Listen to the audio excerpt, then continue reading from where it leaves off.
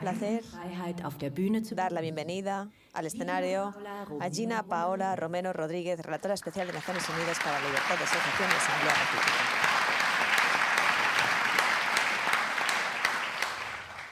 Buenas noches a todas las personas que nos acompañan el día de hoy. Estamos en Berlín, pero quisiera que nos situáramos un momento en una esquinita de mi natal Colombia. Son más o menos las 2 de la tarde. Si ustedes pudieran pararse enfrente del río Magdalena, en el malecón de Barrancabermeja, por ejemplo, y mirar a las garzas volar, escuchar a los pescadores silbar y cantar en la sombra, a los niños reír y a las mujeres conversar, mientras sienten el calor penetrante y el olor a la fritura de los bocachicos en preparación para el almuerzo, entenderían el poder físico y simbólico de esa inmensa serpiente de agua que atraviesa a Colombia y que ha marcado nuestro pasado y nuestro presente. El río Magdalena es ese tabique que divide nuestro territorio, que conecta al interior con el mar Caribe y que alimenta a la nación entera. Porque el Magdalena ha sido abundante en vida, en fuentes de alimento y de agua potable, en historias, en mitos y hasta en imposibles. Porque por esas cosas que solo pasan en Macondo, el Magdalena alberga la colonia más grande de hipopótamos fuera de África, lo que ha generado una afectación inmensa en el ecosistema. Ahí les dejo para que investiguen. Esa abundancia del Magdalena y de las fuentes hídricas en Colombia ha venido disminuyendo y está en grave peligro. Ese río Magdalena, a la altura del departamento del Santander, sus ciénagas y sus ríos circundantes, sus animales, sus plantas, sus pobladores, sus familias y comunidades son los que trabaja y a los que protege hoy FEDEPESAN y muchas otras organizaciones de base en el pasado, también hoy reunidas en la Federación. Porque proteger a la naturaleza va siempre más allá del agua, de la fauna y de la flora. Proteger la naturaleza es siempre proteger el presente y el futuro de las personas, de las familias, de las comunidades. Hay una canción del folclore colombiano que dice: el pescador habla con la luna, el pescador habla con la playa, el pescador no tiene fortuna, solo su atarraya.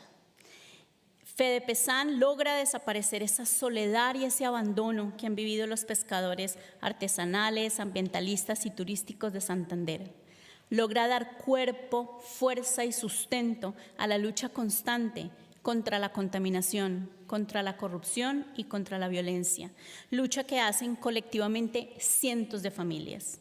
Luchas jurídicas, luchas en los medios de comunicación, en las oficinas de las grandes empresas, en la calle también con protestas y movilizaciones. Los ríos y otros cuerpos de agua en Colombia están inmortalizados en canciones, poemas, grandes obras de literatura, pero los ríos y los cuerpos hídricos además están en diversos desarrollos jurídicos. No solo muchos ríos han sido declarados sujetos de derecho, empezando por el río Atrato, en el Chocó, otra zona del país azotada por la violencia y la pobreza.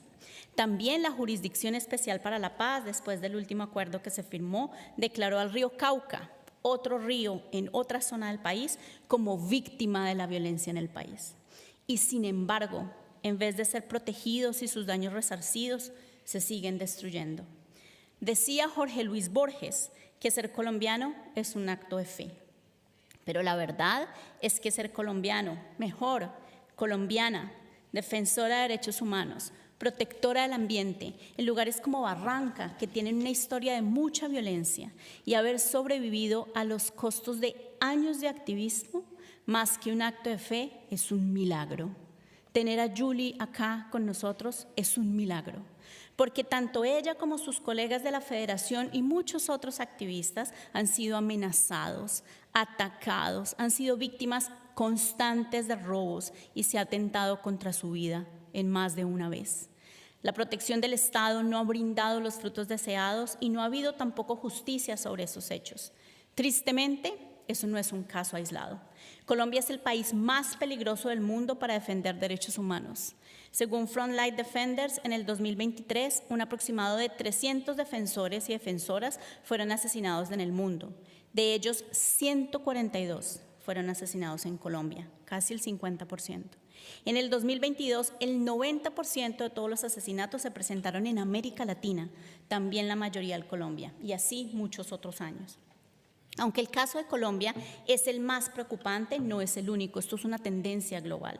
Más del 70% de las personas defensoras de derechos humanos asesinadas cada año en el mundo están involucradas en la protección del medio ambiente o en trabajos estrechamente relacionados que hacen valer los derechos de pueblos indígenas, pueblos afrodescendientes y otras comunidades marginadas y discriminadas. Estos ataques fueron precedidos siempre por amenazas en línea y presenciales, ataques físicos y otros actos de intimidación. Esto mientras en muchos otros países, y quizás ustedes lo habrán escuchado acá en Alemania, se califica a las personas que defienden el ambiente como criminales, como terroristas, como traidoras, como enemigas del desarrollo. Es decir, en vez de reconocer el valor y proteger a quienes defienden a la Pachamama, a la gran madre naturaleza, se les estigmatiza, se les criminaliza y se les deja solos. Y sin embargo, en el informe que presentaré en un par de semanas ante el Consejo de Derechos Humanos, que está centrado en los logros y retos de cierre del espacio cívico, uno de los logros que resalto es precisamente el del incremento de los movimientos sociales y su acción interconectada bajo el liderazgo de mujeres, pueblos indígenas y jóvenes. La proliferación de movimientos sociales en todo el mundo es un indicador positivo de una base amplia y activa en el apoyo de los derechos y libertades. Y es lo que nos da esperanza y energía para seguir en la defensa por los derechos en el escenario internacional. Son quienes empujan y animan nuestro trabajo. Sin duda, merece un premio la resistencia y la resiliencia en la sociedad civil en un país como Colombia, que ha vivido en medio de tanta violencia y tanta injusticia. Han sido generaciones de personas muertas, mutiladas, desaparecidas, desplazadas, aterrorizadas.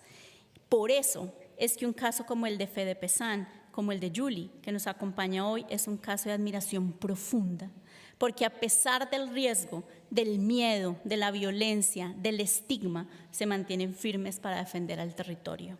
Gracias a todas y cada una de las personas que están allá, en la selva, en el bosque, en el océano, en el territorio, asegurándose que todas las demás personas tengamos un futuro en esta tierra. Y gracias a todas y cada una de las personas a las que la defensa del territorio les ha costado la vida, como a Berta Cáceres, asesinada en Honduras hace unos años y cuya muerte aún nos duele profundo. Que también sea este un homenaje a sus seres queridos, a sus familias, a sus comunidades y a sus memorias, porque no los olvidamos.